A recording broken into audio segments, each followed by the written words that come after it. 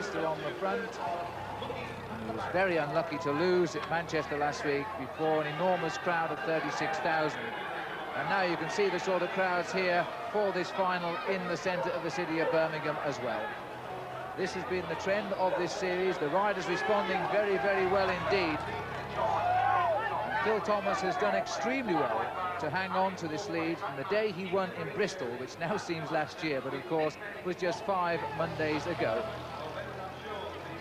Piper, Galloway, the green jersey of Anderson never far away, and just 2 riders behind Anderson comes the yellow of Phil Thomas.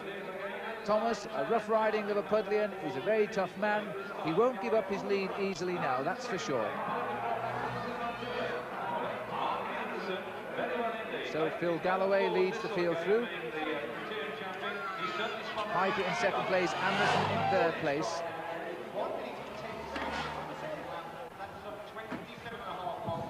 Well, it's sad to see that tonight Tony Doyle was unable to start. He was in Zurich yesterday for the World Cycling Championships, like Steele Bishop. And when he landed in London this morning to come here, he dropped a suitcase on his foot, would you believe, and broke 2 toes. And he rang up to say he couldn't make it.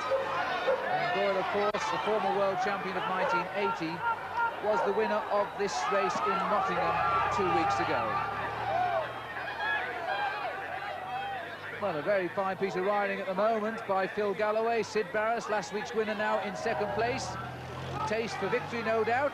Anderson in 3rd, looks over his shoulders, sees Phil Bateman wearing number 1 in 4th slot. And the pressure very much on, Jeff. It really is here. The riders are really taking this one to task. They're going flat out round this circuit at the moment. There's some superb racing here, but that's been the style of this whole Kellogg series. Phil Galloway there is trying, I think, Phil, to get himself into an early break. It's a sort of circuit that we can already see there are gaps appearing in the bunch. The pressure is tearing this bunch to pieces. And I rather feel that a small group is going to form at the head of things with the strong riders, and Phil Galloway wants to be in amongst that. You'll see Sid Barras, last week's winner there, still in 2nd place. And the green jersey of Phil Anderson, number 41 there. In 3rd place, and little Phil Thomas in the yellow jersey there. He's up in 5th at the moment, not moving an inch really from Phil Anderson on that climb up Temple Street. Well, Phil Galloway has pulled this field round to a lap record of 28 miles an hour already. We saw some marvellous times last week at Manchester. This course is probably, from a riding point of view, the best course of the 5, because there are quite a degree of straights, and that gives the riders chance to manoeuvre and possibly attack. Barras on the front now. Thomas sitting there in 4th slot, while in 2nd place is the green jersey of Phil Anderson, and 3 laps to go to the first sprint of the night.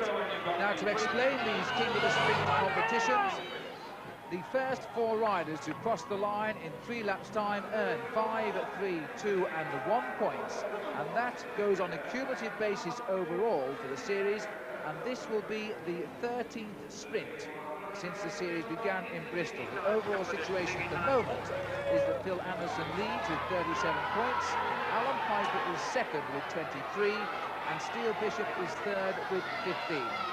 5, 3, 2 and 1 the points on the line, and Barras at the moment setting the pace. Anderson, the leader of the King of the Sprints, wearing the green jersey of that leader. 3rd is Phil Bateman. He's riding very well in this competition, 4th overall. Barras 5th overall, so all the leaders now packing at the front. 32 there, the big legs of the new champion of the world, Steele Bishop. So this time through, 2 laps to go to the King of the Sprints. And Anderson has come here tonight with the ambition of winning both the King of the Sprints and the race series overall. And it's very true indeed that Phil Anderson has brought with him quite a number of supporters, because although he's an Aussie, he lives in Belgium and spends most of his time racing in France. Changes his gears. 14 different gear ratios on the machine. Right, of course, weighing not much more than about 19 pounds. If you want to buy one, then you've got to be prepared to spend around 1,000.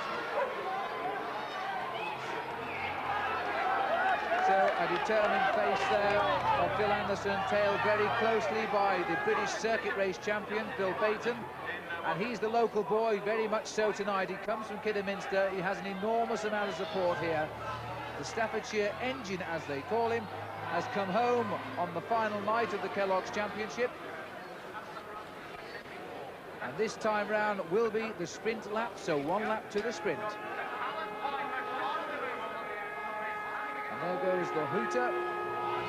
And Anderson, the leader, takes them through. 1 lap to go. It'll be interesting now to see if Anderson is going to try and hold off this field. Somebody will surely want to take the points. 5, 3, 2, 1 on the line. Anderson, Bayton, Piper, the orders they went through there. The speed now up again around the 30-mile-an-hour mark as Anderson tries to stop the surprise attacks from somewhere down the pack.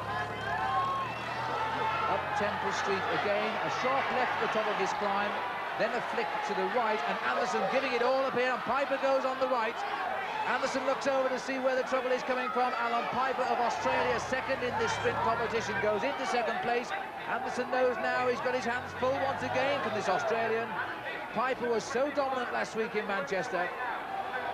Comes up into second place. This is going to be a very, very good sprint between Anderson and Piper. And Steele Bishop in third place. The world champion comes up into third. Bishop in third, and a little wave there as Anderson gets 5 points, Piper gets 3, Bishop gets 2. So a good defence of his overall lead by Phil Anderson. So Phil Anderson on his way to making sure of at least one title here tonight. The sprint title will be back with the detailed results.